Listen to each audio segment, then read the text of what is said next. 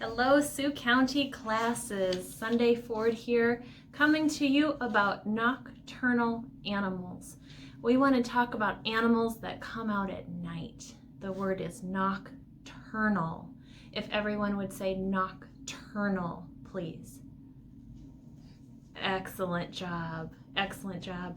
So, nocturnal animals are ones that are sleeping all day and they're awake at night. You hopefully are not a nocturnal animal. You hopefully sleep at night and you're awake all day. So how are nocturnal animals different from us? Well, I've got my friend Huckleberry here to help us figure this out. All right, Huckleberry, come here. Huckleberry, we're gonna dress him up as a nocturnal animal. Come here, Huck. Come here. Come on, Huck. First of all, a nocturnal animal has very large eyes. Look how large those eyes are. They help to take in the light from the moon. They help to take in the very small amount of light that is out there at night. Nocturnal animals see very well, or they may have a very good sense of smell. A nocturnal animal might have, you want this? You might have a good sense of smell. Oh, Huck, you dropped your eyes. All right, so a good sense of smell for a nocturnal animal as well.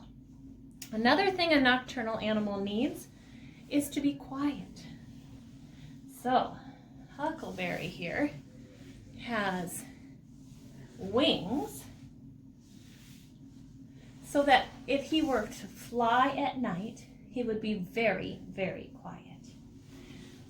Nocturnal animals also might need some feet. Feet that can perch on a branch or that have soft pads to make them quiet. We've lost our nocturnal animal to sleep. He is sleeping now. So we will take that off of him and let me show you another nocturnal friend we have. All right, in this cage is a nighttime animal. I've got to get all the dirt off of this. I'll get it closer for you to see also. Okay. This nocturnal animal is a salamander. Everyone say salamander. This is a little girl salamander. Her name is Star. Salamanders live underneath of logs and in holes in the ground, especially in the forest or near a body of water like a pond. And the nocturnal salamanders, they will sleep all day and at night they wake up and they search for earthworms and for crickets. So this little girl will lay underneath of a log, and when an earthworm or a cricket comes, she'll snap at it. She'll snap at the earthworm or the cricket. Let's see if I can get it so you can see. Does she look hungry? Nope, she's not gonna do it. I'm not worried about her hurting me because they have tiny, tiny teeth. Their teeth are so small that they have to eat an earthworm like you might eat a spaghetti noodle. Slurp it right up, that's right. So this type of salamander is a tiger salamander. She doesn't have very good sight. So, as you guessed it, she can smell, she can feel, and she can hear really well. She needs to stay moist or wet. So that's why she likes to be under logs, because that dirt is very wet and moist. This is a salamander and she is nocturnal. Everyone say goodbye, Star. Bye. Okay, let's do some more nocturnal animals for you. All right. So we mentioned big eyes, didn't we? Can you think of an animal that comes out at night that has great big eyes? How about this one? What is this? You're right, it's an owl. This owl isn't very big. Look, it only goes Well, it's about the size of my head from my shoulder up. It's not very big, but it's a grown-up. This owl lives right in Iowa where we do, and it's called a screech owl. A screech owl lives in empty trees, hollow trees that have holes in them, and they eat a lot of mice. So just like the salamander, their food is awake at night. Remember the salamander was earthworms and crickets? Those are out at night. Well, screech owl eats mice, and those are awake at night. Listen to the screech owl sound.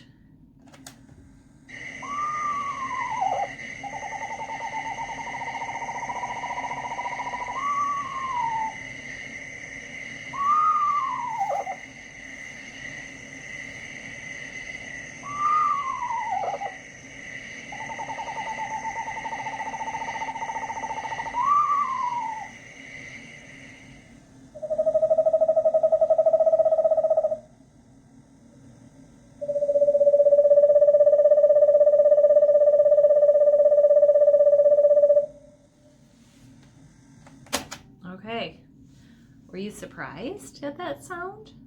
I love that sound at night. It's so relaxing.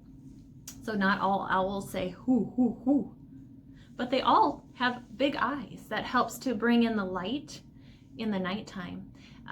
Their eyes are made different than ours. You can see color better, and they can see brightness and darkness better. So did you know an owl can turn its head? It can turn its head pretty far around, but not all the way around. So let's test this. I want everybody to look over your shoulder. Can you do that, please? Look over your shoulder as far as you can. Can you see straight behind you? Let's see. Yeah, I can see straight behind me. Oh, gotta move my eyeballs, don't I? Owls can't move their eyes. Their eyes are fixed in their head. So if an owl wanted to look behind it, it'd have to move its whole head. Can you do that without moving your eyes? Oh, it's really hard. They have to move their head farther in order to see behind them because their eyes don't move in their heads. If you were an owl and you wanted to look up, what would you have to do? That's right, your whole head. If you were an owl and you wanted to look down, what would you have to do? That's right, your whole head. Also, they're very fuzzy. Remember we put that fuzzy blanket on or wings on Huckleberry? They're very fuzzy too. And they have fuzziness kind of like the end of this rope. And it's all on their wings. So when they fly, they're quiet. Very, very quiet. All right. Are you wondering if we have bigger owls? We do. We have bigger owls in Iowa. Look at this owl. How about that one? Whew, this one's way bigger. Is he looking at you? By the way, these owls are not alive, but they used to be. They're called taxidermies. This is a great horned owl. You notice his eyes right away, don't you? Well, that's because he needs big eyes to see at night. He has fluffy feathers to keep him quiet. He even has feathers down onto his feet. See how fuzzy his feet are? Keeps him quiet so he can sneak up on a mouse or a rabbit and eat it up. And we talked about those feet for gripping branches. Let's listen to a great horned owl. Horned owl.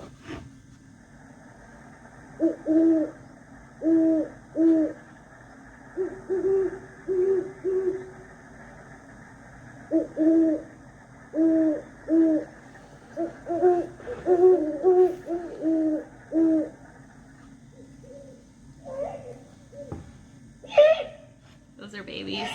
Babies. Begging for food. They're gonna clack their beaks. There it is.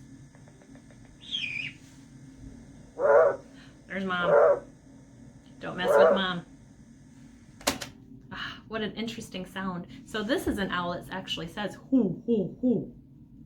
And then you heard the babies and the mom's warning call. Stay away from my babies. Those are my babies.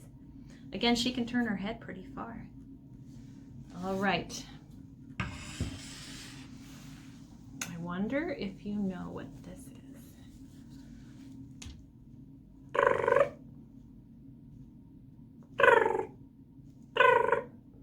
Oh boy, he got really close. This is a raccoon. A raccoon has a striped tail. Ow! Did you just bite me? Don't bite me. Okay.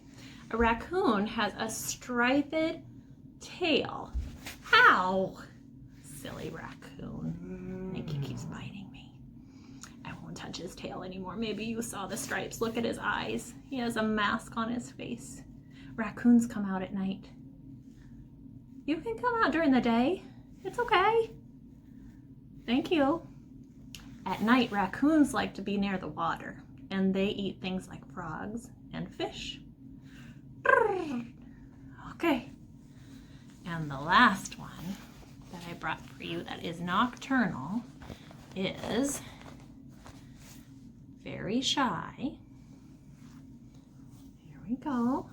This is Batty. Hi, Batty. Oh no. I thought he might do that. Batty, it's okay. Batty, wake up. What are we gonna do, guys? He won't wake up. Wait. Should I tickle him? I think I'll tickle him. Ready? Tickle, tickle, tickle. Ah, we got him up. We got him up. So Batty is a nocturnal animal. He likes to fly around at night. Show us how you fly, Batty. Wow, he's an acrobat. That's amazing. And they can fly like that because they eat a lot of mosquitoes. No, I don't have any mosquitoes. You're on your own. And because they sleep all day. Oh, did he just go to sleep again? Look at him hanging by his toes. That's what bats do. They hang by their toes. And their head is down. Am I gonna have to tickle him again? Okay, let me try. Tickle, tickle, tickle. That worked, that worked. And some people are scared of bats. You're not scared of bats. Batty, you're not scared of bats. You are a bat. Oh, okay. Some people are scared of bats because they think bats get stuck in your hair. Batty, do bats get stuck in people's hair? No, of course not.